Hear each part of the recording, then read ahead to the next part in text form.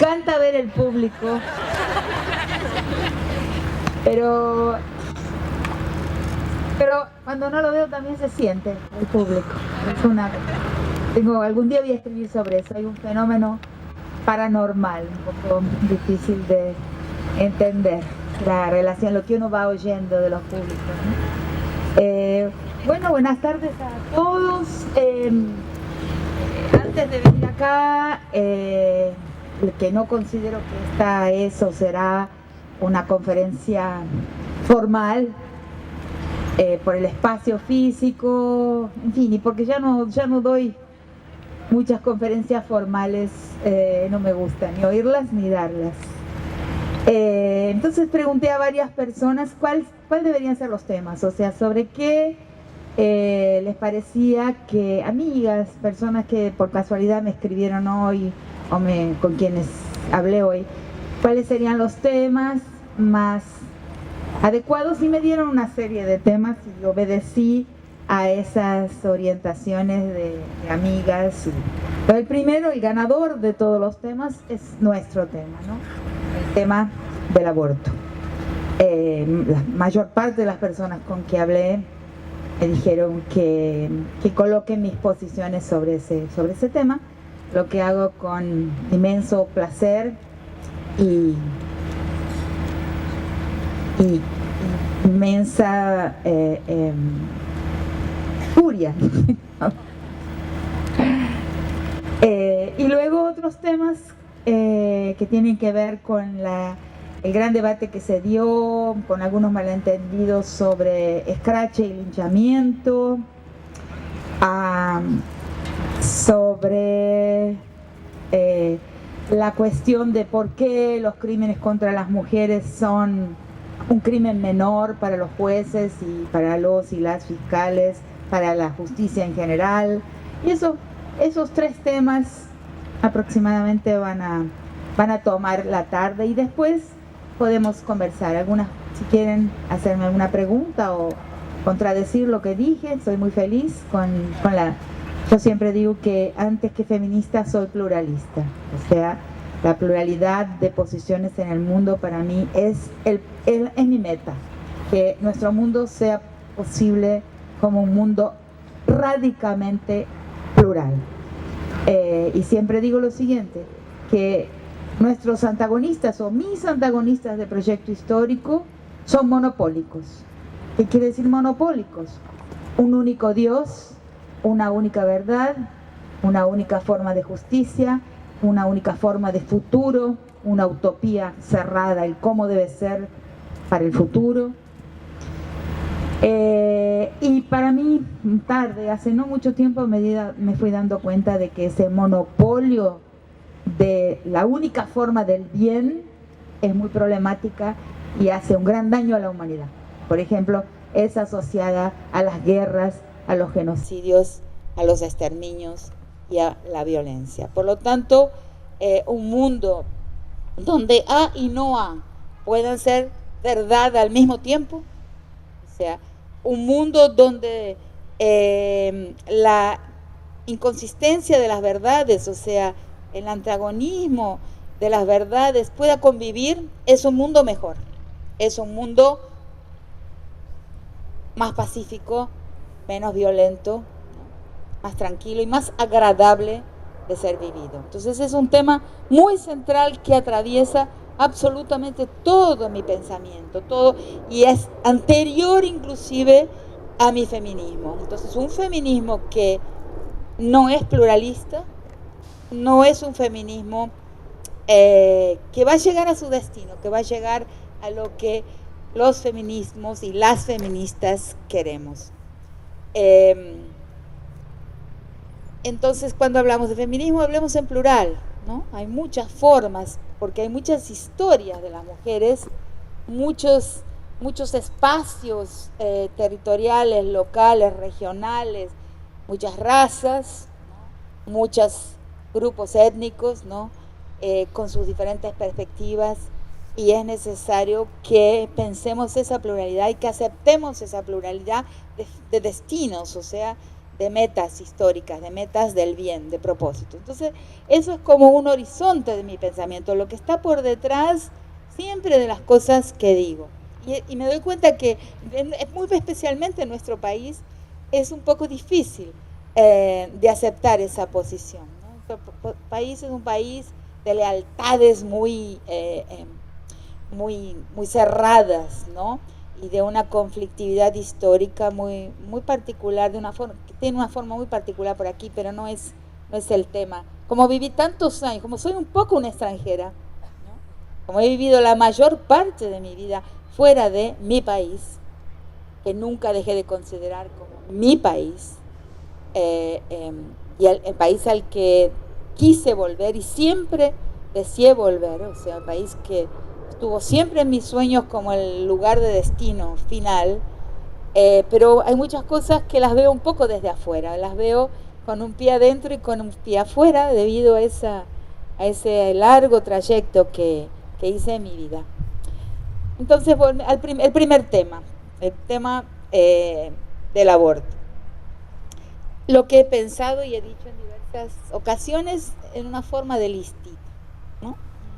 He dicho varias veces que el aborto, la prohibición, la criminalización del aborto es una forma de autoritarismo de Estado, o sea, de violencia de Estado sobre las mujeres. O sea, ¿por qué? ¿Y los fetos mujeres qué? ¿No tienen vida? ¿No tienen amor? Los fetos no tienen... Yo sabía que eso iba a ocurrir.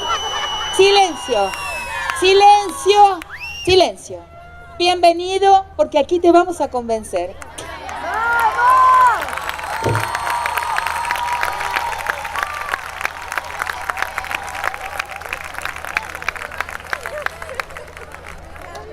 Así que sabía que eso... Y pensé, claro que necesitamos esa otra voz. Nosotros somos los pluralistas. Él no, por eso fue. Se fue porque no pudo soportar. A mí me gustaría que se quedara para escuchar mis argumentos. ¿Sí? Entonces, ese autoritarismo de Estado es autoritarismo porque, y eso es algo que acabo de decir recientemente en una entrevista con 7 Cases, y que es muy importante, entonces no pensé decirlo aquí, pero voy a comenzar por eso, porque que el pañuelo azul y el pañuelo verde no son equivalentes, no son conmensurables, no son lógicamente conmensurables, porque uno es pluralista. No, hay que argumentar, hay que convencer, hay que salir como han salido ellos, al cara a cara, al cuerpo a cuerpo, a argumentar y a debatir. Nosotras, en fin, nuestro lado yo creo que se quedó corto en el debate y dejó que otras agencias hicieran el debate con la gente sobre ese tema por nosotros y en otra dirección. Entonces, yo creo que acá hay que reconocer, sí, hay que hacer una autocrítica de por qué.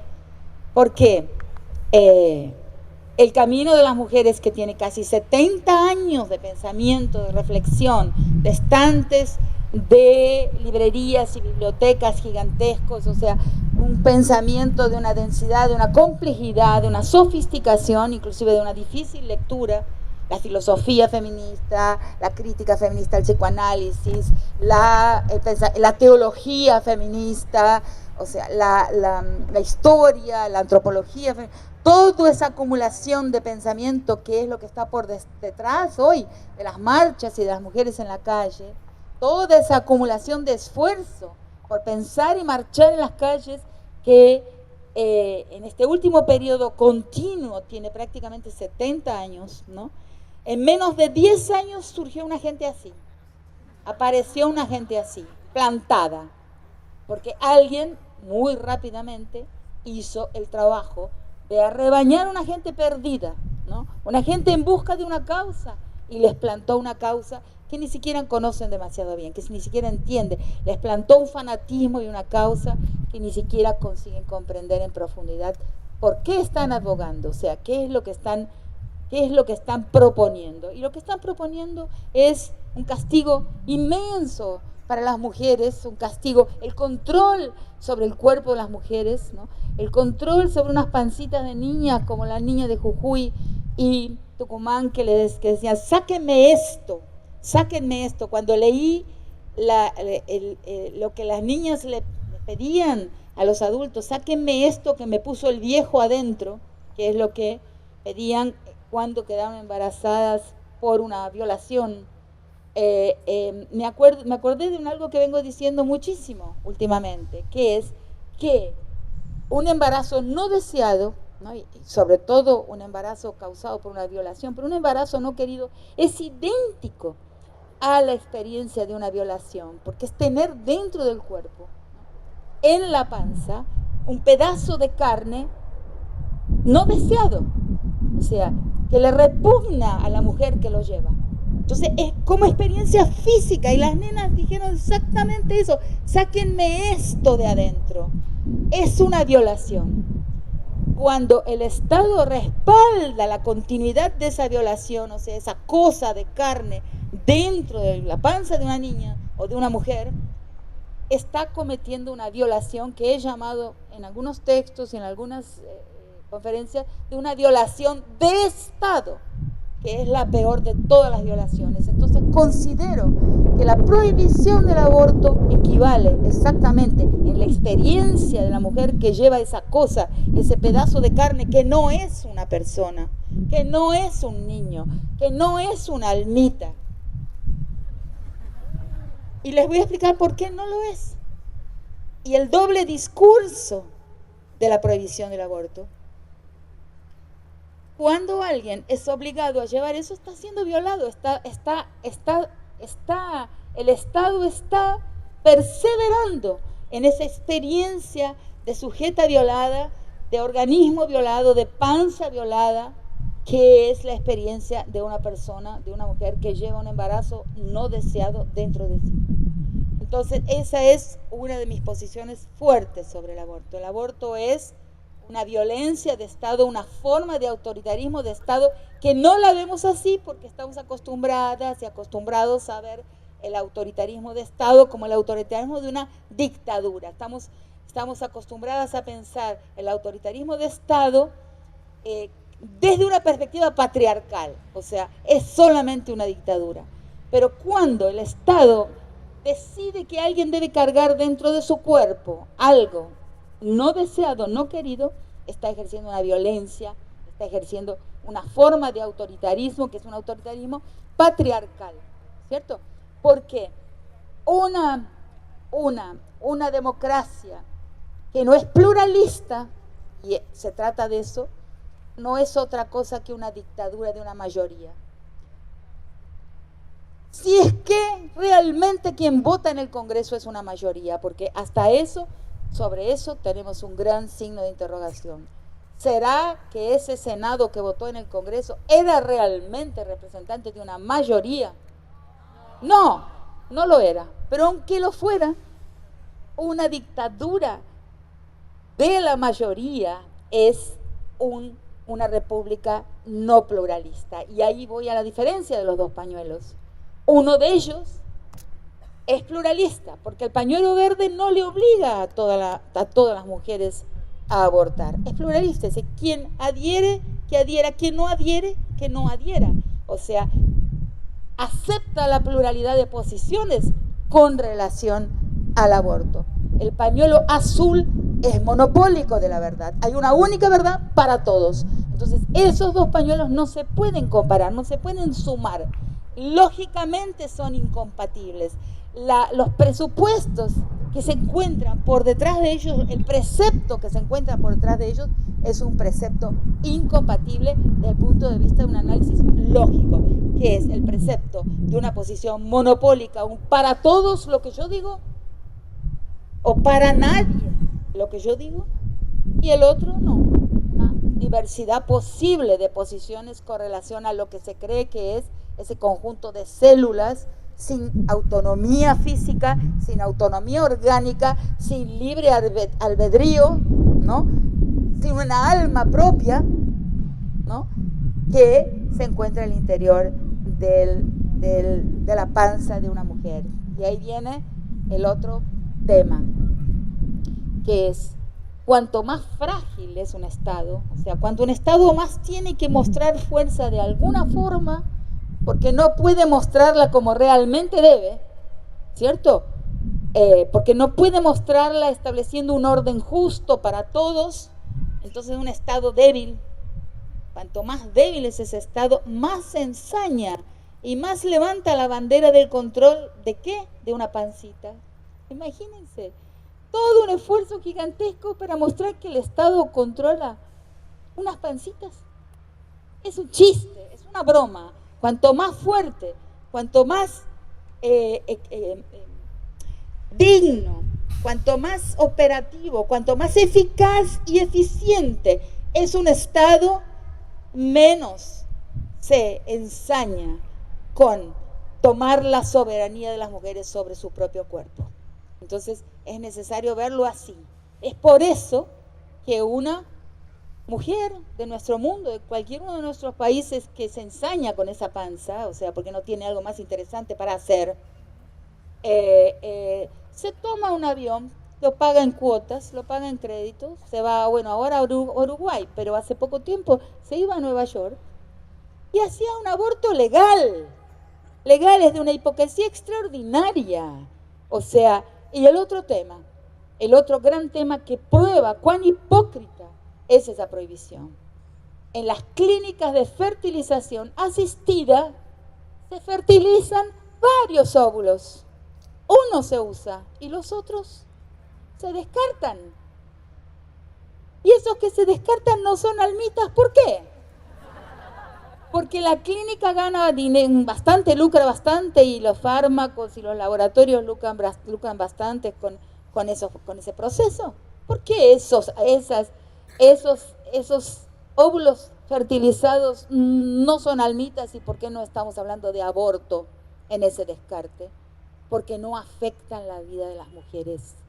Porque ahí identificamos cuánto y en qué medida la criminalización del aborto es tal solo porque es una forma del control sobre la vida de las mujeres, porque las almitas que están en los tubos no les importan a nadie. Y fíjense qué doble discurso extraordinario. Es flagrante el doble discurso. Es difícil no indignarse. Entonces, que cierren todas las clínicas de fertilización asistida, pasan todas a la clandestinidad, y es igual que lo que pasa con el aborto. Todo lo que pasa a la clandestinidad es peor porque ahí vamos al otro tema. La ley de aborto, la ley de criminalización del aborto nunca jamás tuvo eficacia material. Tenemos prácticamente 100 años de criminalización del aborto en Argentina, pero esa ley no existe, no hace un impacto no tiene una relación de causa-efecto, ni hace con que las mujeres no hagamos abortos. Al contrario, en las estadísticas existentes dicen que se realiza aproximadamente un aborto por cada nacimiento en la mayor parte de nuestro país. Quiere decir que la ley no es para que la gente deje de hacer aborto, porque nunca dejó de hacerlo, porque eso no ha sucedido y evidentemente no sucederá. Hasta la sobrina de los obispos en una situación de emergencia, ¿no? O, como he escuchado relatos, ¿no? Que me llegaron en sigilo, pidiendo sigilo, de, por ejemplo, un médico cordobés que es una de las principales figuras de la objeción de conciencia y que ha realizado un aborto en una hija y en una sobrina. Entonces vemos la gran hipocresía de esa sociedad. De esa sociedad no, porque nosotras seguimos haciendo aborto. Nuestras hijas, nuestras conocidas, nuestras alumnas continúan haciendo aborto como pueden. O como dije, se toman el avión y tranquilo, porque lo hacen en un lugar legal y gratuito, inclusive para extranjeros. Varios países de Europa y varios estados de Estados Unidos. Entonces es una ley que está destinada a otra cosa. ¿Cuál es el discurso de esa ley? ¿Qué dice esa ley? Dice, como dije, no dice que la gente no haga abortos, porque igual los hace igual. Dice otra cosa. Y es por eso que el Senado se recusó a escuchar a la multitud inmensa que bajo la lluvia estaba en la calle ese día. Pues por eso que voy a decir, la razón es la siguiente, lo que esa ley dice es, nosotros somos los dueños de la lapicera que escribe las leyes. Dice, ¿quién tiene el poder en la República? Por eso no pudieron. Estados muy frágiles, Tucumán, Salta y Jujuy, de ese criollaje que es el que más siento próximo porque vivo una parte de mi tiempo en Jujuy, vergonzoso, abominable, ese criollaje, ¿no? Que nunca habla una palabra sobre el chineo, que nunca habla sobre la costumbre absolutamente establecida en Salta y Jujuy, en que las familias bien llevan a sus hijos, los ponen en su picar a iniciarse sexualmente violando niñas huichís. La ley, ninguna, no he visto un proyecto de ley sobre el chineo. Es una práctica común en Salta y Jujuy. Entre los hombres ricos, los empresarios, llevan a sus hijos a chinear. Todo el mundo sabe, es común. Lleguen, visiten Jujuy y Salta y pregunten qué es el chineo, cualquier persona se los va a decir. Ahí para eso no hay ley. Pero para venir a votar al Senado para decir nosotros mandamos en este país, y el hecho de que mandamos lo van a sentir las mujeres, porque en lo primero que mandamos es en el cuerpo de las mujeres. Ahí vamos a ver que ponen su energía y el espectáculo de la soberanía de la República, del criollaje republicano sobre el cuerpo de las mujeres. Yo sé que estoy siendo un poco vehemente y un poco bruta al decirlo, pero realmente a uno le trae una gran impaciencia pensar ese tema, porque uno ve el sufrimiento tan extraordinario que muchas mujeres sienten con relación a la impotencia, ¿no? Por ejemplo, las dos niñas que se ha hecho público, ¿no?, recientemente en el último mes, que querían sacarse de encima un implante, ¿no?, un falo perpetuo, ¿no?, para no decir una palabra más grosera, que es ese hijo dentro, mal querido, no deseado, esa bola de células dentro de la panza. Entonces yo creo que cuando hablamos de la cuestión del aborto es lo innegociable. Si hay un elemento innegociable en las filas del feminismo, es la lucha por el aborto legal, por el aborto gratuito. Ese es el número uno de nuestras reivindicaciones, y el primer paso en el cambio de dirección de una historia cruel que nos penaliza y que nos ocupa el cuerpo y que nos roba soberanía sobre nuestra propia existencia. Bien. El otro tema que ha surgido, como dije, he pedido a varias amigas jóvenes que me dijeran qué temas podría hablar en este espacio tan abierto, ¿no?, que no es el espacio de una conferencia. Es el del tema del feminismo y del punitivismo, ¿no?, que es un tema muy complejo y que yo creo que nosotras las mujeres y las que estamos involucradas en construir un pensamiento feminista no hemos todavía llegado a resolver esta cuestión, ¿no?, porque como feministas, pasando las leyes o queriendo, ¿no?, la lección al violador, al feminicida, que es natural y que es esperable, o sea, esa punición, ese castigo, pero no podemos eludir el problema de la cárcel.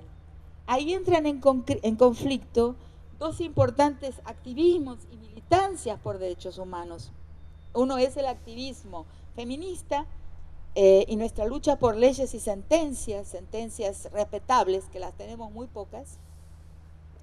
Y por otro lado, la lucha de muchas mujeres en el campo de derechos humanos, mujeres y hombres, por el tema del problema de la cárcel. Entonces, no es un tema que esté resuelto, pero es un tema al cual le falta reflexión y debate en la sociedad. Es necesario conciliar y conversar, poner esos dos temas a conversar. cómo se resuelve el punitivismo que parece ser parte del discurso feminista. En mi caso, llegué hasta cierto punto en esa reflexión. No voy a decir que llegué a resolver ese problema, porque como les estoy diciendo, y aprovecho la oportunidad que tengo tantas personas frente a mí, creo que todos debemos ocuparnos de ese conflicto, que es un conflicto de derechos humanos, porque las cárceles son malas. O sea, las cárceles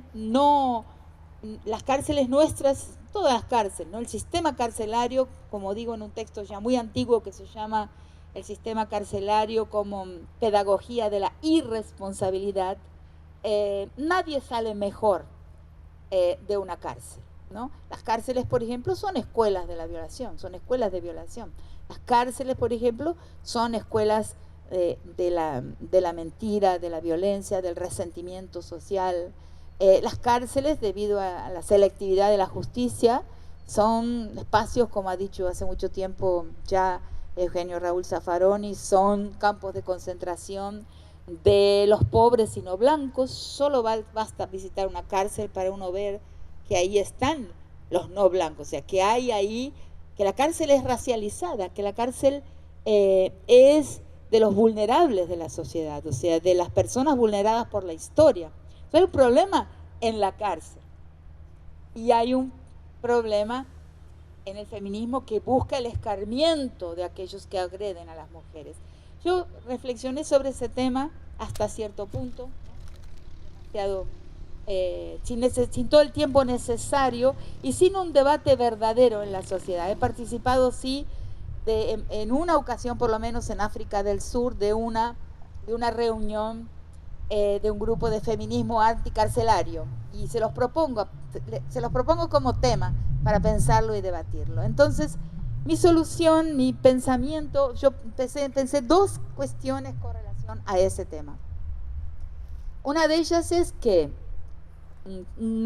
primero, no permitamos, ¿no?, que se use el sufrimiento de las mujeres para recrudecer el daño carcelario, como se ha intentado en Argentina, y en una audiencia pública en la que participé en el Senado hace unos 2 años, vi ese intento de usar el sufrimiento nuestro para que autoridades punitivistas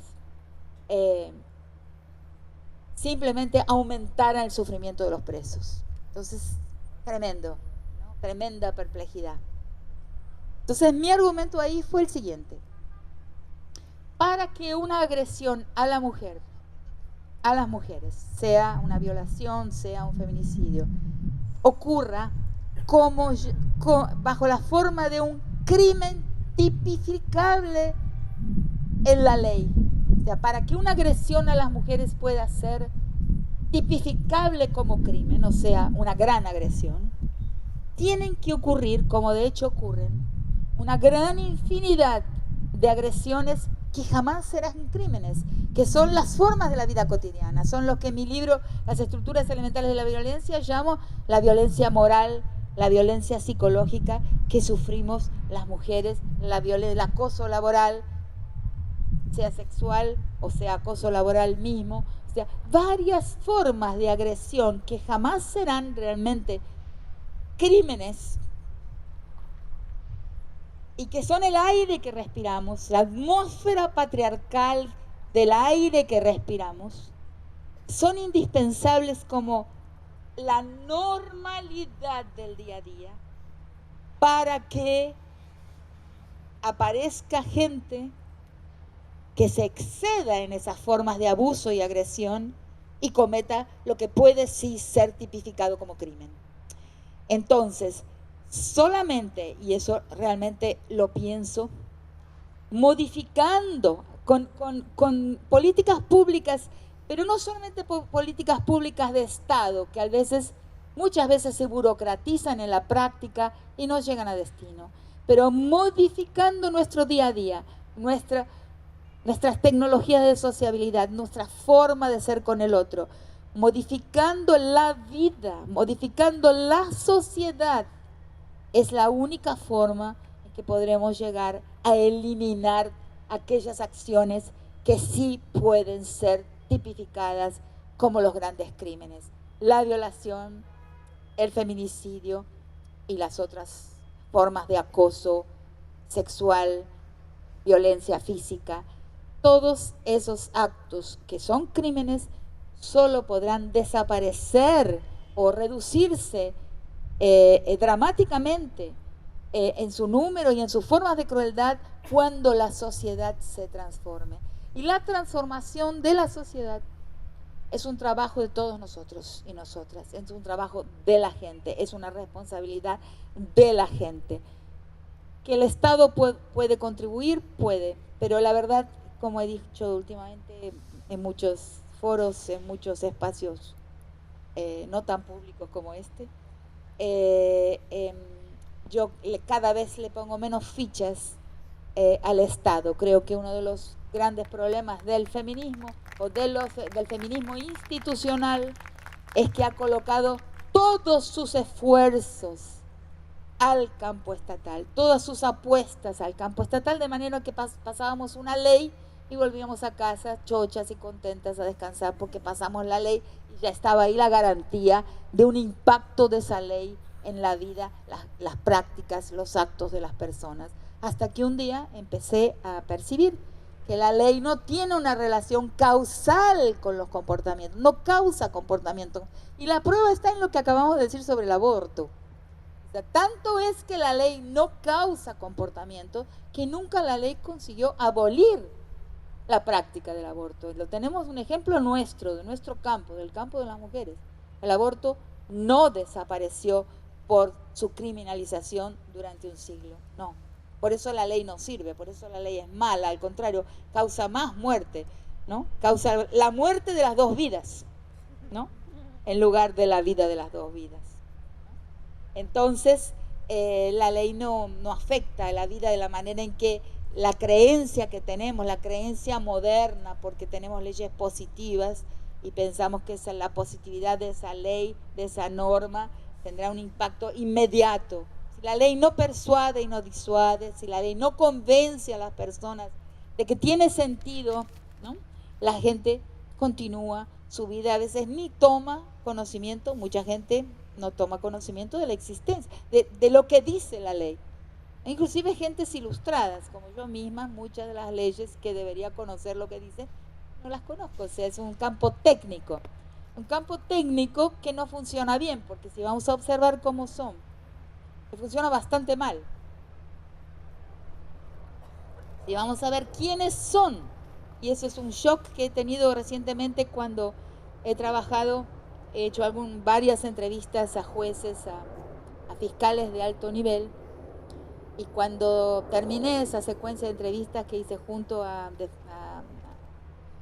defensoras del Ministerio Público, hicimos un proyecto que todavía no llegó a su final, pero entrevistamos en Salta, en la frontera con Bolivia y también en Capital, en Comodoro Pi, juezas, jueces y fiscales, y de repente me pregunté, ¿puede alguien que nunca sufrió discriminación, que nunca sufrió una necesidad, que nunca tuvo hambre, a quien nunca le faltó trabajo, que nunca tuvo que luchar por la sobrevivencia diaria, que nunca conoció el rigor de la vida, otro que no sea el rigor de los libros y de aprenderse los códigos o de saber consultar un sistema, una fuente virtual, o sea, porque el acceso a esa información hoy está totalmente informatizada, digitalizada? ¿Puede alguien que no ha sufrido, sobre todo la discriminación, nunca ha sentido sobre su cuerpo y su persona un ojo discriminador, un ojo excluyente, puede juzgar, está en condiciones de juzgar si no conoce ese sufrimiento? Alguien que no adquirió empatía mediante su propia experiencia del sufrimiento que causa la humillación, el hambre, la carencia material y la discriminación racial, que es fundamental, no nombrada en Argentina, pero plenamente existente. O sea, porque en nuestro país sí existe raza, sí existe discriminación racial. Hablamos mucho más de género, mucho más de patriarcado, pero cuando voy a hablar de mi otro tema, sobre el cual también trabajo y sobre el cual también escribo, nadie quiere escuchar, por diversas razones, entre otras porque duele demasiado, ¿no? Y porque llevaría a una transformación mucho más profunda de esa sociedad. Y duele demasiado porque la no blancura en cierto lugar de nuestra vida, de nuestro paisaje, como digo siempre, nos alcanza a todos. Cuando cualquiera de nosotros, cualquier color que tenga, aunque parezca blanco, aunque tenga 2 progenitores nacidos en Europa, cualquiera de nosotros cuando va a París tiene la misma experiencia que Fanon, es un no blanco, todos somos no blancos. Entonces la raza duele, la raza es algo intocable todavía como tema en nuestra nación y tenemos que llegar ahí, tenemos que llegar a la raza.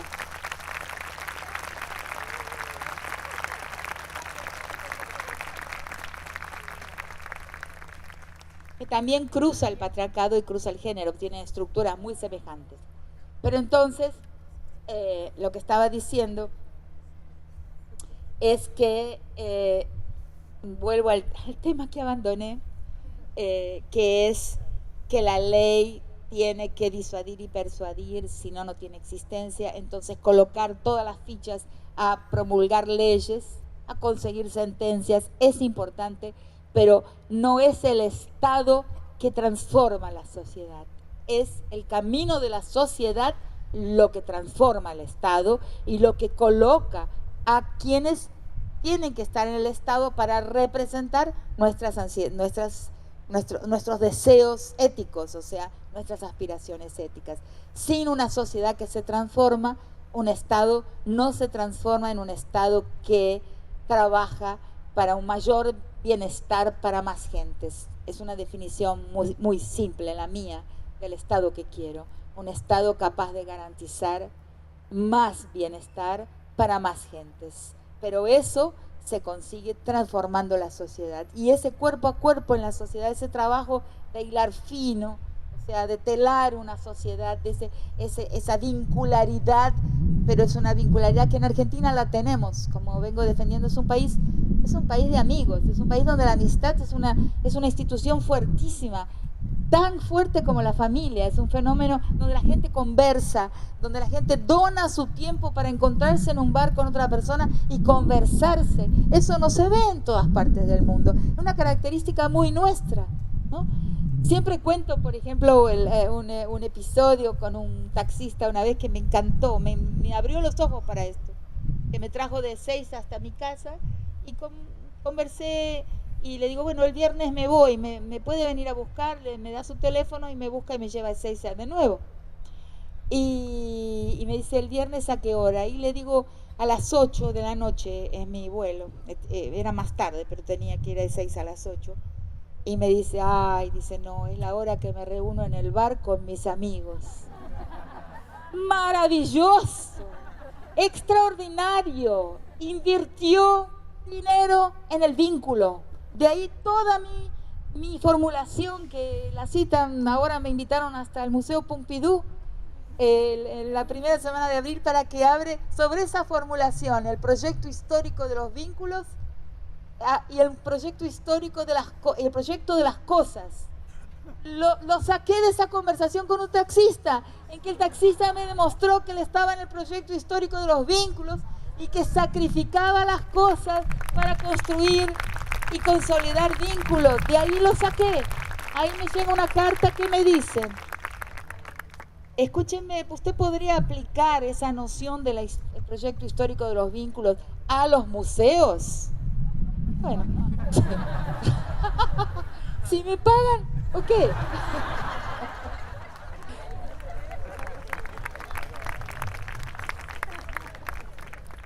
Me prometieron que iba a estar bastante aquí. Estoy teniendo dolor de garganta, me está haciendo un frío bárbaro. Bueno, entonces esa, la cárcel.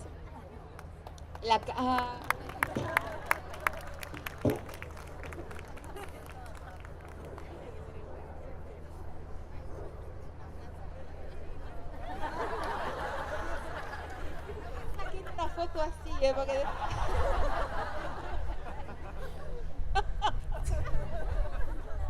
Ay, bueno, entonces, es necesario transformar esa atmósfera patriarcal, eso que a nosotras las mujeres nos causa un incómodo tan grande cuando aparecemos en el ojo público, ¿no? El ojo público ya sabemos, ¿no? Al salir al espacio público que ese ojo nos va a juzgar moralmente, ¿no? Que es un ojo que es peligroso para nosotras. Nosotros tenemos siempre que pensar cómo nos vamos a presentar, si este aro va a estar muy largo, muy corto, si mejor un pantalón negro y no un pantalón rojo. Yo tenía unos zapatos rojos para ponerme, digo, no, mejor el zapato rojo no, porque ¿qué van a decir? ¿Qué estoy queriendo? Toda mujer hace esa operación todo el tiempo cuando sale al ojo público. No necesariamente un ojo público como este, pero a la calle. Cuando la mujer, por ejemplo, está en el campo del derecho, ¿no? Lo primero que se aprende, yo creo que en una facultad de derecho, me parece, es a vestirse. O sea, lo ves en la manera en que las operadoras del derecho se visten. O sea, tienen ¿no? Entonces eso habla mucho de lo que es ese ojo público, no es la vida pública, ¿no? A nosotras nos coloca una exigencia de presentación de nosotras mismas, bajo amenaza, ¿no? Bajo amenaza de inmoralidad, ¿no? Tenemos que demostrar nuestra moral en esa presentación. Eso es violento, eso es ya violento, ¿no? Muchas jóvenes lo saben y lo desafían con un exceso, por ejemplo, diciendo, sé cómo debo presentarme y me opongo. Entonces vienen los pelos verdes, los tatuajes, que es una manera de rebelión contra esa imposición. Entonces, esa es una forma de contestar esa imposición. Pero la verdadera forma es trabajar diariamente en la filigrana de las relaciones sociales por modificar esa atmósfera opresiva, esa atmósfera patriarcal, que es el aire que respiramos. Por eso muchas de nosotras, ni nos damos cuenta, hasta que en algún momento nos toca nuestra existencia de alguna manera. Y ahí sí nos damos cuenta. Escuchamos una palabra que no habíamos imaginado. Yo siempre cuento, no lo voy a contar aquí, que cómo se transformó mi vida. No, siempre cuento, no, lo conté solo una vez. Porque es tremendo, es terrible. Bueno, cuento eso y después pasamos entonces a una conversación. No, es tremendo. Yo era muy chica y antiguamente, nací en los años 50, antiguamente, creo que eso no pasa más, los teléfonos se ligaban. O sea, a veces uno levantaba el tubo, marcaba un número y aparecía una conversación de personas que uno no sabía quiénes eran.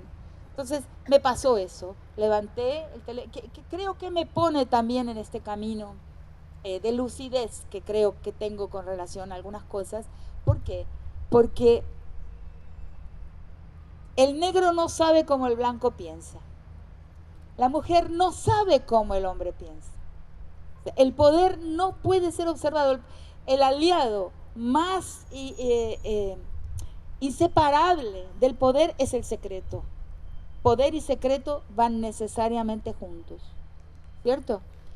Entonces, las oprimidas, los oprimidos, los discriminados, las discriminadas, las excluidas, los excluidos, no sabemos cómo pactan, cómo conversan entre sí los que excluyen. Y una de las evidencias sobre eso, tuve otras a lo largo de la vida, pero una de las evidencias la tuve cuando era muy chica, tenía 15 años, en que volví a mi casa de la calle y quise hacer una llamada telefónica y apareció una conversación que fue reveladora al extremo de algo que jamás supuse, nunca imaginé que podía suceder. Quizás porque no tuve hermanos, no sé, a lo mejor quien tiene hermanos varones lo sabrá. Eran dos hombres. Uno de ellos estaba contando a su interlocutor, disfrutando cómo se había llevado a la cama, para no decir una palabra grosera, no me gusta, a una mujer.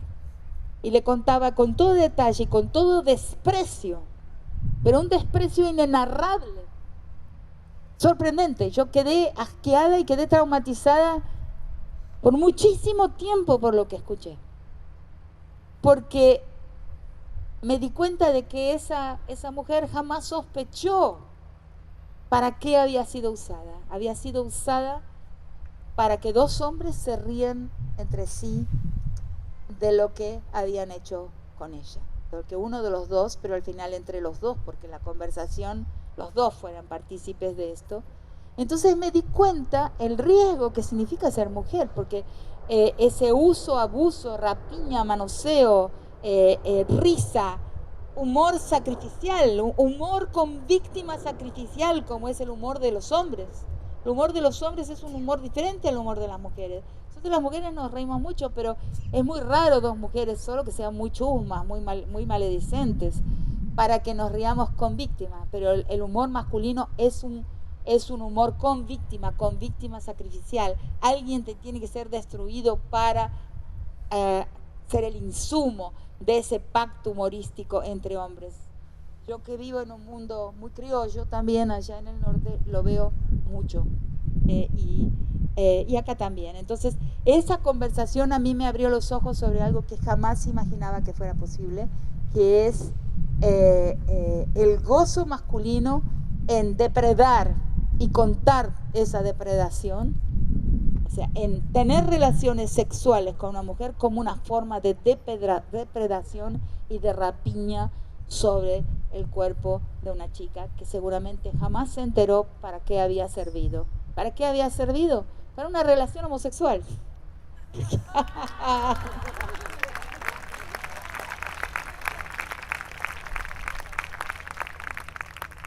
Bueno, entonces modifiquemos eso, quedemos alertas.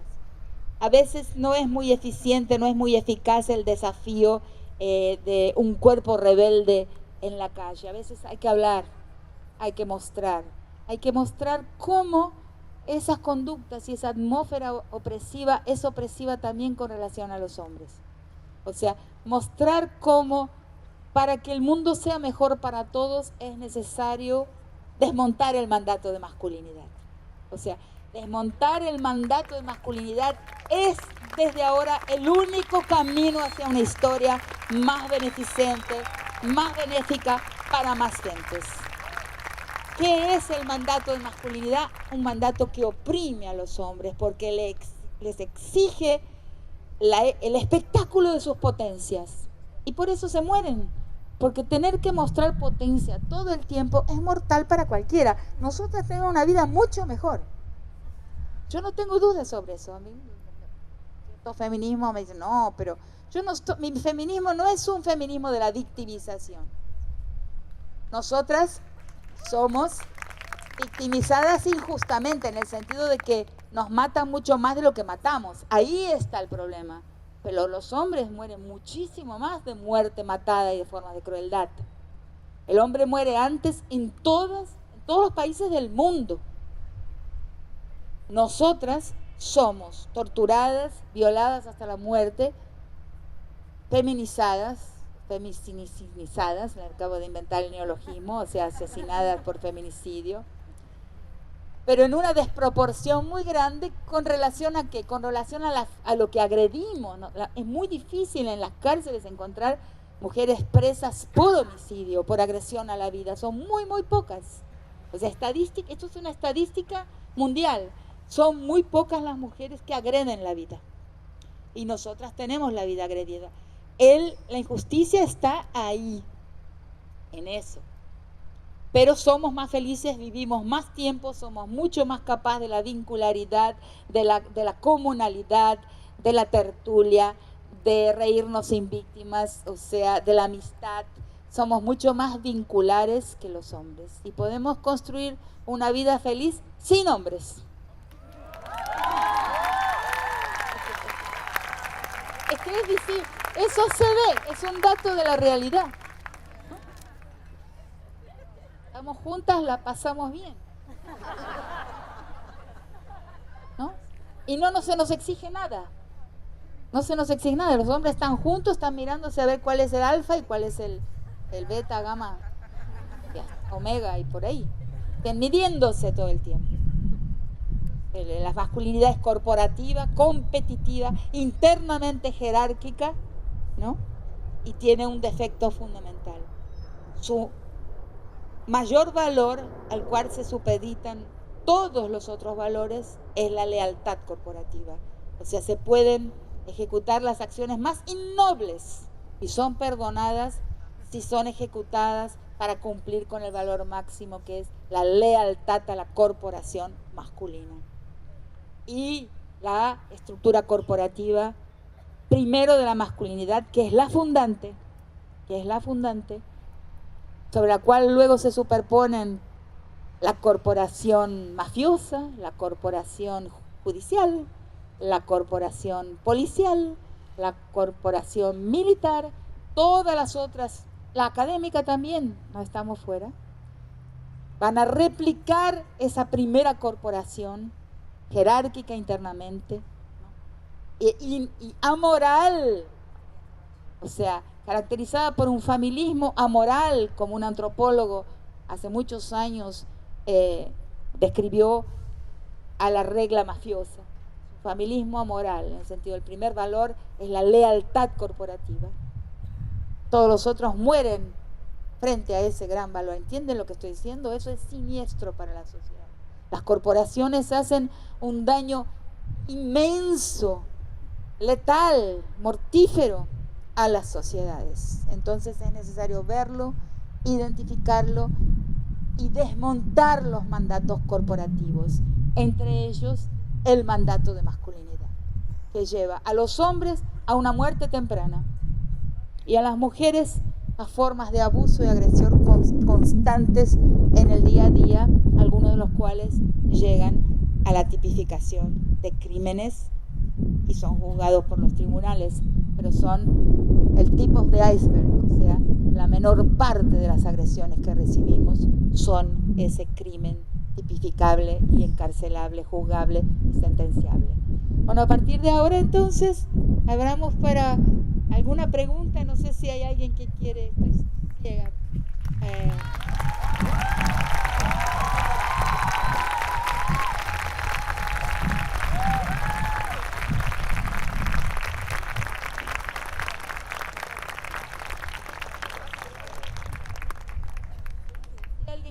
¿Alguien puede ayudarme a...?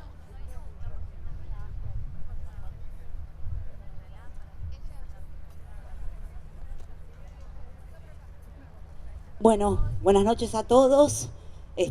Rita, buenas noches. En primer lugar, es un orgullo para mí como trabajadora que haya muchos compañeros acá, varones, bancando esta convocatoria. Es muy importante para nosotras. La verdad que en todo lo que dijiste aprendí un montón, aprendo y no sé cuántas veces pasaste por momentos de mi vida en tu intervención. Yo soy una trabajadora que hace 22 años trabaja en la industria y es importante que se sepa que hay millones de trabajadoras que trabajan bajo línea de producción y que también abortan en las líneas y ahí no hay culpables. Eso es terrible en nuestra vida, por eso me siento tan conmovida por todo lo que me aportaste, ¿no? Eso lo he vivido muchas veces en la industria de la alimentación, con mucho dolor, pero ese dolor me sirvió para transformar mi vida y buscar organizarme con mis compañeras de trabajo. Sí. Es muy importante para nosotras. Hoy ya no trabajo más en la industria de la alimentación porque soy una hija del 2001 y como muchas de las jóvenes que están acá y que vienen jugando un rol importantísimo en esta pelea que tenemos pendiente las mujeres, he sido precarizada muchos años. Sin embargo, seguimos adelante y seguimos organizándonos por todas las batallas que tenemos las mujeres, por el derecho al aborto legal, seguro y gratuito. Hoy traje mi remera, que para nosotros es un símbolo de nuestra lucha. Hemos impulsado en nuestra fábrica una asamblea con 900 mujeres también para debatir la problemática que tenemos tanto en los lugares de trabajo como en los lugares de estudio, en la sociedad, y muchas de las cosas que se han planteado aquí. Hoy me toca ser parte de la industria gráfica, soy trabajadora de Madigraf, venimos resistiendo al cierre de nuestra fábrica. Perdón, ya terminó. Ah, pensé que me venías a cortar. Bueno, Ah, perfecto. No, contarles que venía de 5 años de resistir al cierre de nuestra fábrica, y que nuestra fábrica tiene una tradición enorme. Nosotros en nuestra fábrica hemos luchado por una compañera trans que iba vestida de varón y no podía tener su libertad porque la iban a echar del trabajo. Bueno, esa fue una lucha enorme que hemos dado con los compañeros varones, discutiendo su propio machismo, el nuestro, discutiendo los micromachismos. Eso es una pelea enorme, compañeras, porque por lo menos la experiencia que vengo haciendo yo hace tantos años, el movimiento obrero argentino es uno de los sectores que le hace falta más discusión todavía, pero muchísima discusión. Por eso, para nosotras, es un placer enorme estar acá y hacerte una invitación para que vengas a conocer nuestra fábrica y nos ayudes también a seguir dando esta batalla, que como dijo la compañera y como todas sabemos, es una batalla de día a día con nuestros compañeros, para realmente lograr la fuerza que realmente transforme todo de raíz, ¿no? En esta batalla estamos, compañeras, es un placer estar con ustedes. Y bueno, esperamos poder contar con tu presencia y abrirte la puerta de nuestra casa, que es nuestra fábrica también. Así que muchas gracias, compañeras y compañeros. Vamos, que la lucha sigue. Esto lo tenemos que cambiar de raíz, y vamos a poder, compañeras. Hola Rita, es un placer estar acá, me encantó escucharte, me parece que fuiste muy clara con muchos conceptos, es muy rico lo que traes, entonces quizás es difícil reponer ciertas cosas, quizás mi pregunta sea muy burda, pero no, a mí estamos en, vos dijiste sos argentina y estamos en un contexto electoral, ¿no? Entonces, ¿cuál es el camino que vos crees que está bueno para la Argentina en este momento? No. No hay. Bien, listo. Está bien, también es respuesta. Ah, claro, porque no querías el Estado. Eso me parece interesante. Es verdad. ¿Qué? El lugar del Estado. ¿Está bueno que cambie o que no cambie o que siga siendo lo mismo? ¿Se puede cambiar desde el Estado la respuesta quizás hacia estas problemáticas que estamos planteando nosotros las mujeres feministas? Es una pregunta.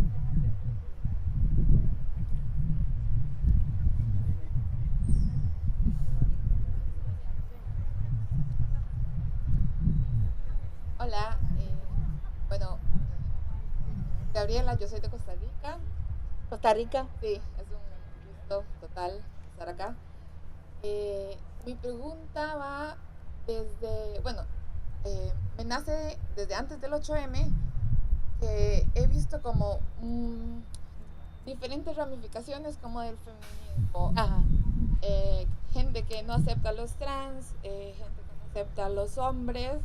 Y hasta he visto, porque el patriarcado afecta tanto a los hombres como a las mujeres, y he visto que muchas mujeres atacan a los hombres como si fueran los enemigos de nuestros. Y no todos los hombres son nuestros enemigos.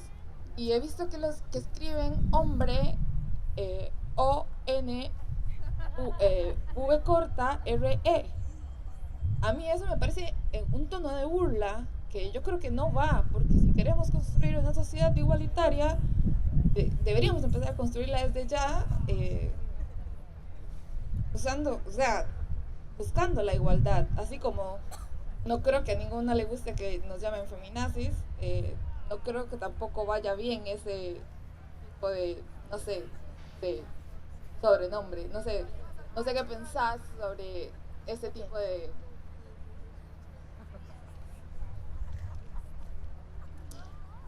Hola, ¿qué tal?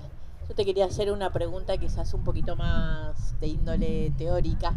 Entiendo que hay diferentes puntos de vista respecto del origen y de la ubicación en la sociedad del patriarcado. Te quería preguntar, ¿dónde ubicás el origen del patriarcado y en qué parte de la estructura o de la superestructura en la sociedad, o si por fuera de ellas? Gracias. Listo. Sí, yo tengo una pregunta que... No, la última. Bueno, escuché que dijeron que están orgullosas de los hombres que están acá. Yo la verdad no estoy tan de acuerdo. No me parece que el hombre sea el enemigo. No creo que el hombre sea el enemigo, simplemente creo que no es la lucha que les corresponde a ellos, que les corresponde desde otro lugar. Quería saber si Perdón, gracias. Quería saber si usted ¿qué piensa del activismo del hombre en la lucha feminista? Si estaba hasta invitando a estar acá a mi antagonista principal.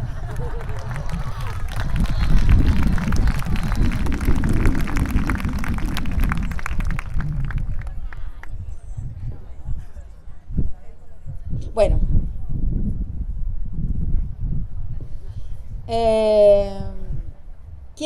Voy a contestar la pregunta que en realidad que surge primero, una pregunta que en diferentes versiones ha surgido, que es la pregunta sobre la política, sobre las elecciones, y que en el discurso que hago es una pregunta fuera de lugar. Fuera de lugar no porque no me ocupe de eso, o sea, sino porque no es lo que estoy hablando acá. Entonces, en diciembre salió un número de Le Monde Diplomatique, que es que en su suplemento argentino, para los 20 años del IDAES, donde publiqué lo que pienso sobre la política. Lo pueden ver ahí, pongan Le Monde Diplomatique Argentina, Rita Segato, y van a leer mi posición sobre la política partidaria de Estado, porque hice un gran esfuerzo por reunir ahí varias cosas que pienso, o sea, una crítica de los errores de los progresismos que nos trajeron, que nos depositaron en la situación en que nos encontramos en este momento. Lo puse todo junto y puede ser leído en ese número, en ese suplemento de Le Monde Diplomatique. Y además porque sería una charla entera hablar sobre ese tema, quizás no para un público tan amplio, pero entre otras cosas porque creo que el feminismo inaugura una nueva era de la política. Lo que yo estoy queriendo defender y colocar en discurso y proponer, junto con mucha gente que creo que están de acuerdo con eso, es que se ha destapado, hay una erupción, digamos, una politicidad de las mujeres que ha quedado cancelada, censurada, rasurada en el pasaje a la colonial modernidad, cuando nuestro espacio doméstico se encapsula, se hace íntimo, se hace privado, y todo lo que va a pasar a ser político pasa a ser un monopolio representado, iconizado en el enunciador universal masculino. No tengo tiempo de explicarlo, son varios textos míos, donde aparece una esfera pública englobante, donde se enuncia todo lo que quiere ser político, lo que quiere ser dotado de politicidad, y los espacios que siempre fueron en la historia de la especie, espacios amplios, plenamente políticos, de una política de la domesticidad, pero que siempre había tenido y en muchos espacios tiene un impacto en la vida colectiva, se transforma en un residuo, en un resto de la política, esa familia nuclear. Nuestros temas se transforman en temas de minorías, y como minorías, por ejemplo, por la ley igualitaria de cuotas, todo bien, porque nombra nuestra minorización, pero acepta también nuestra minorización. Hay un error estructural en el pasaje a la colonial modernidad. Esos son textos que no puedo ahora resumirlos, son clases, sería una conferencia específica. Entonces, la estructura política del mundo de hoy ha llevado al desastre en que hemos caído, no solamente en nuestro país, en América Latina, donde el desastre va de México a la Patagonia. En México no se puede, la gran democracia latinoamericana, con todos sus defectos del PRI, partido único, todo lo que quieran, Tlatelolco, la masacre de Tlatelolco, pero aún así fue el lugar de refugio de españoles y latinoamericanos, y la frontera de todos nosotros con el norte, una frontera donde debajo de ella nos acogimos para ser diferentes, para tener nuestra propia civilización en su historia y en su marcha. Hoy no se puede transitar por las rutas mexicanas después de las 6 de la tarde.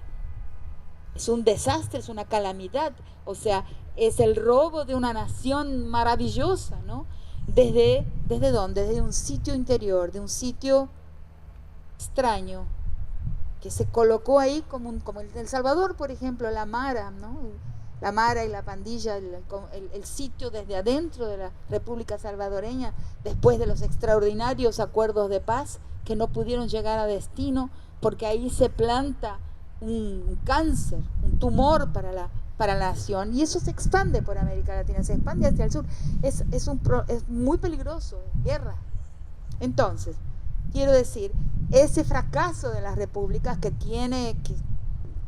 posiblemente estaban ya destinadas a fracasar desde su fundación, de su mala fundación, porque nuestras repúblicas fueron mal fundadas, no tengo tiempo de exponer sobre eso acá. No fueron fundadas por los que lucharon por la independencia, fueron fundadas por otros. Los que lucharon por la independencia murieron, fueron exilados o fueron asesinados o murieron en la mayor hambruna y abandono que es posible imaginar. Otros fundaron las repúblicas, no los que lucharon por los rupturistas fueron barridos de la escena. Los continuistas con relación a la estructura colonial de la existencia, esos fueron los que montaron nuestras estructuras estatales, nuestras arquitecturas estatales. Eso tiene un gran impacto en la vida de las mujeres y sobre todo en la vida de las naciones. Pero ¿qué quiero decir con eso? En ese proceso de transición a la colonial de modernidad, nosotras las mujeres somos minorizadas y despolitizadas. Lo que estamos viendo hoy en las marchas que salen a la calle, por eso que no quiero hablar de la política partidaria, de la política de Estado, porque la verdad es que no me interesa, no le creo. El Estado, quien no es de la élite, se elitiza al ocupar esas estructuras. ¿Por qué? Porque son construidas para eso. Son construidas para que una élite, un grupo pequeño, tenga los hilos de la administración de territorios y riquezas y vidas humanas, ¿no? Desde una posición de exterioridad. Entonces, ese es un tema que es muy importante que todos reflexionemos sobre él. Pero entonces no me interesa a mí el tema de la política estatal. No es el mío. Entonces, hay mejores y peores, ¿no? Sí creo, y no lo voy a negar, que el gobierno de Cristina Fernández de Kirchner fue el mejor en toda la historia de nuestro país. Pero aún así, su visión fue extremadamente corta y nos colocó en la situación en que nos encontramos. Entonces, es difícil perdonarlo.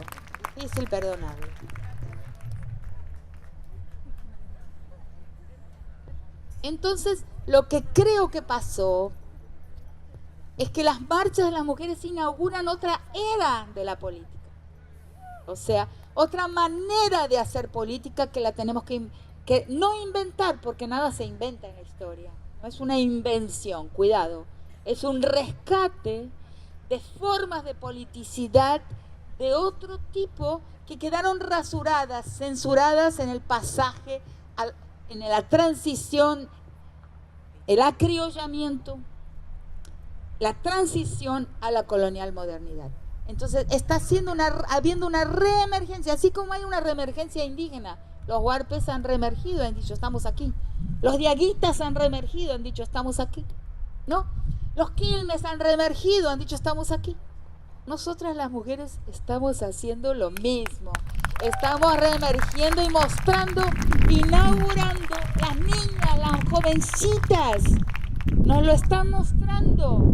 Otra manera de transformar el mundo. Y en eso estoy interesada, intentando aprender y entender cómo es esa otra politicidad, que es una politicidad que es la continuidad la continuación, el rescate de una politicidad doméstica que existe en el mundo comunal, donde todavía existe el mundo comunal, ¿no? Aunque sea en fragmentos, en tiras, en jirones, en retazos de comunalidad. Ahí las mujeres tenemos un papel muy diferente que en el Estado. También, exacto. Esa es una política de la domesticidad. Las madres, las abuelas la inauguran en nuestro país. Entonces, por eso esa pregunta sobre el Estado yo la respondo de esa forma, y muchas cosas que quedaron en el tintero que si las hablo me va a dar dolor de garganta ya porque estoy congelada. A la primera compañera que habló sobre la fábrica no me preguntó nada, pero le quiero agregar una cosa.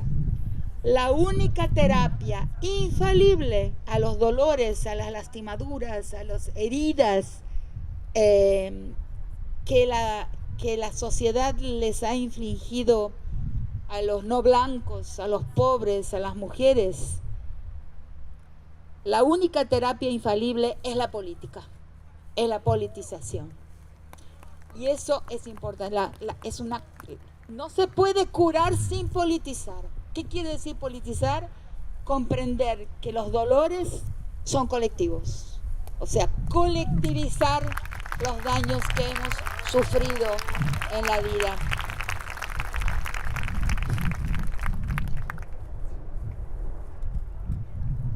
La pregunta de Costa Rica. Pero tu acento no es de Costa Rica. Sí, porque conozco bastante. Acaban de asesinar un gran líder, un defensor ambiental, Rojas. Acaba de ser asesinado ayer. Mucha pena. En un país que tiene tan poco de diversidad, ¿no? Que se ha homogeneizado, que se cree blanco, que se piensa blanco, en realidad de una manera fantasiosa e ilusoria, porque como dije, ninguno de nosotros, ninguna de nosotras somos blancos, porque somos emanaciones de un paisaje que es un paisaje colonial. Pisamos París como Fanon y París no va a mirar, va a ver en nosotros el paisaje que llevamos a caminar por el mundo. Como dijo Atahualpa, ¿no? El hombre es tierra que anda. Nosotras las mujeres también somos tierra que anda. Okay. Entonces, yo creo que la formulaste mal, tu pregunta. Yo soy contraria, como he dicho y ha salido en algunas entrevistas recientemente, de un feminismo del enemigo. O sea, porque es muy... Mira, la característica del fascismo, sin querer decir que existen feminismos fascistas, pero la característica del fascismo es una política del enemigo. ¿Qué hacen los diversos fascismos cuando se constituyen como políticas? Inventan un chivo expiatorio, inventan un enemigo y ahí generan a la agrupación. Cuidado para no caer en eso. Yo no creo mi feminismo no es un feminismo de mujeres contra hombres de ninguna manera, inclusive porque, como digo, y tenemos que recordar, por ejemplo, Margaret Thatcher, y yo vivía en las Islas Británicas en ese momento, por eso lo sé tan bien, de toda la historia de los primeros ministros de las Islas Británicas, fue la que más perjudicó a las mujeres. Cerró todas las creches públicas, todas las guarderías públicas cerraron, y como había un problema de empleo, mandó a todas las mujeres a su casa, y no fue un hombre. Condoleezza Rice fue mujer y negra, es mujer y negra, y tiene más cantidad de muertes en sus espaldas que muchos hombres de la política norteamericana. Entonces, no basta ser mujer. Hay mujeres patriarcales. Cuando venimos al mundo, cuando nos socializamos, todos los seres humanos, todas las personas somos socializadas con una mirada patriarcal. Aprendemos la mirada del hombre sobre el mundo. Eso, la noción de hegemonía entra ahí perfecta.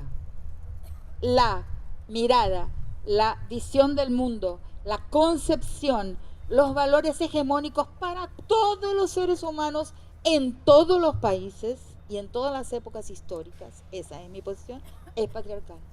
Algunas mujeres se perciben cuánto las penaliza esa mirada y la van lentamente borrando de su conciencia, de su perspectiva, de su visión de mundo, de su sistema de valores. Es un trabajo lento porque no se cambia el deseo por decreto. Es imposible cambiar el deseo por decreto. Entonces es un trabajo lento. Si no te sale por la sombra, te sale por otro lado. Pero hay mujeres patriarcales, yo no tengo la menor duda. Margaret Thatcher, number one. Entonces eso de que hombres no, mujeres sí, y tenés en el medio unas mujeres que son más enemigas de las mujeres que cualquier hombre. Es necesario pensar complejamente, porque es muy fácil, o sea, existe un feminismo que es un feminismo de nuevos conversos. Cuando vos tenés una religión, los nuevos conversos, yo por mucho tiempo estudié protestantismo, tengo textos escritos, cuando vos tenés nuevos conversos, tenés fanáticos. Y esos fanáticos son los más vulnerables de todos en sus concepciones. Cuidado con el fanatismo, hay que pensar. Entonces, realmente alguien por llevar un cuerpo de mujer es penalizado por llevar ese cuerpo se embaraza, ese cuerpo sufre, como dije antes, el ojo moral, la sospecha moral sobre ese cuerpo que llevamos, todo eso, claro, es una mujer, sin duda. Tenemos mucho en común y mucho que proteger en nuestro maravilloso movimiento con sus presencias plurales al interior. Hay mucho que proteger ahí. Ahora, decir que basta ser mujer para formar parte del movimiento feminista o de los diversos sectores, no basta, porque hay mujeres patriarcales, inclusive al interior del movimiento feminista. Que te lo diga yo, que he recibido en mi universidad, en mi medio académico, muchos perjuicios causados por algunas mujeres feministas. Entonces, cuidado con idealizar. Vamos al realismo y vamos a construir un feminismo de verdad. Ahora, que los hombres acá no están en una marcha, están escuchando. ¿Por qué no podrían estar? Si son ellos que tienen que hacer su parte. O sea, desmontar el mandato de masculinidad, los hombres lo están haciendo. A mí me consta. Hace 5 años ningún hombre me saludaba por la calle. Hace 5 años yo recibo saludos de personas desconocidas de todas las clases, de los 2 o varios géneros y sexualidades diversas. Hombres que me dicen, abajo el mandato de masculinidad. ¿Por qué? Porque es un interés de los hombres desmontar el mandato de masculinidad, como expliqué aquí. Un interés importantísimo y muchos se van dando cuenta. Ahora, ellos, o sea, ellos no son aliados de nosotras. Si tengo que decir algo, digo que nosotras los estamos ayudando a liberarse. Sin que los hombres también cambien su propio mundo y deshagan su corporación masculina, el mundo no va a cambiar. No lo cambiamos solas, porque el mundo está lleno de gente, de todos los tipos. Además, hasta la propia división del mundo en hombres y mujeres es muy relativa y hasta muy equivocada. Lo mismo que dividir el mundo en homosexuales y heterosexuales es una simplificación absurda.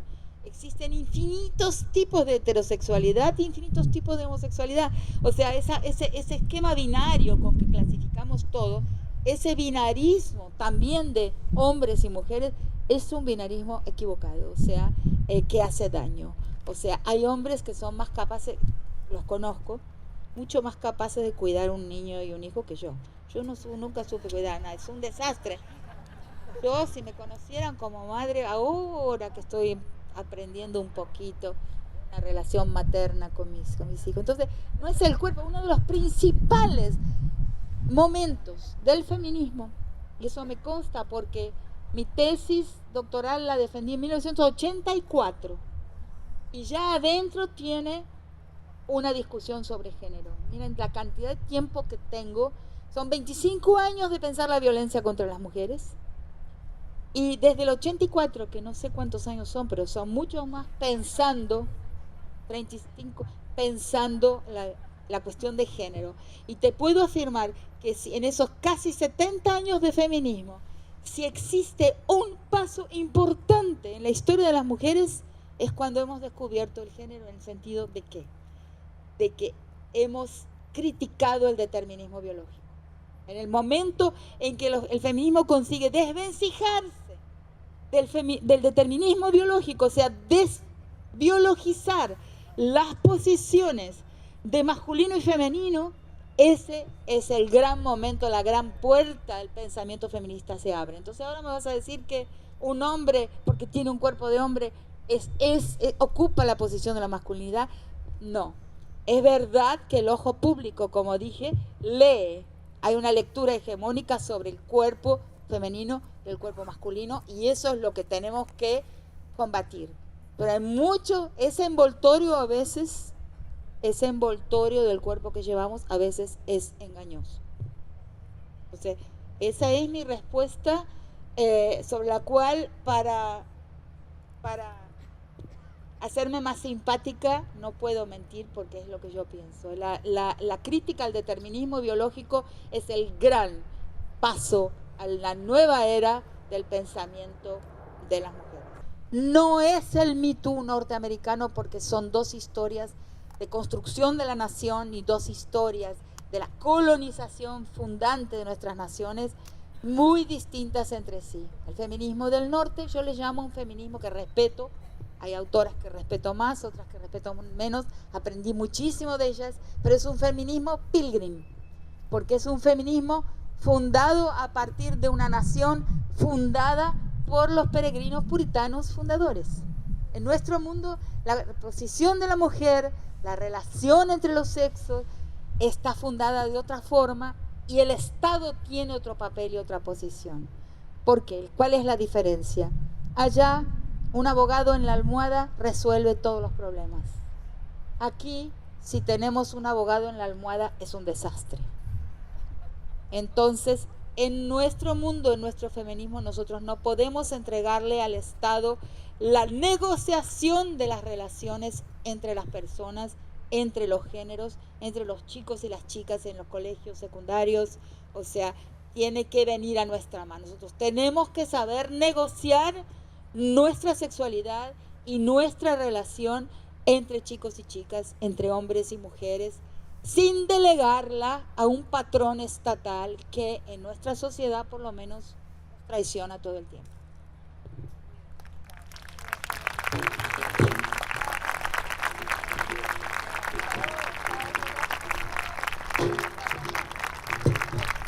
Espero no haberme equivocado, ya que veo que los convenzo, pero sigan pensando y construyan, sigan pensando, o sea, sin pensar damos vueltas en círculos y nos apegamos a clichés que nos llevan inevitablemente a la repetición. Pensemos.